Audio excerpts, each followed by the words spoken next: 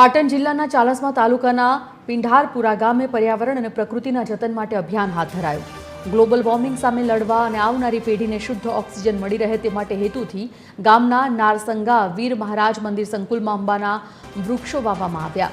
લોકફાળા અને અગ્રણીઓના સહકારથી યોજાયેલા આ કાર્યક્રમમાં મહિલાઓ અને બાળાઓના હસ્તે વૃક્ષારોપણ કરાયું હતું। આ આંબાની ઉપજ મંદિરના વિકાસ અને ધાર્મિક કાર્યોમાં વાપરવાનો સામૂહિક સંકલ્પ લેવાયો હતો।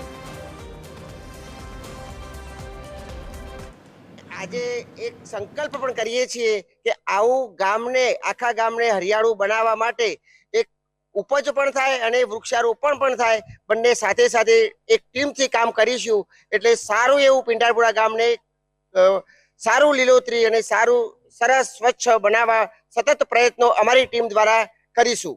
નારસંગા વીર દાદાના મંદિરમાં 51 ઓબાનું વૃક્ષારોપણ કર્યું। તમામ ગામની બહેનોને સાથે મળીને વૃક્ષારોપણ કર્યું અને તેનું વાવેતર કર્યું અને તેની સંભાળ પણ અમે સર્વે બહેનો લઈ લઈશું। ગામ પરિવાર સાથે અમે બધા એમાં એ લોકોને મદદરૂપ થઈએ છીએ અને જ્યારે પણ એ આંબાનો ઉછેર થઈ જશે પછી એની જે મીઠી કેરીઓ આવશે એની જે આવક થશે એ આવકથી અમે બધા અમારા ગામ પરિવારનું અથવા તો અમારા નારસંગા વીર દાદાની જે પણ કંઈ મદદરૂપ થશે એમાં અમે બધા સહભાગી બનીશું।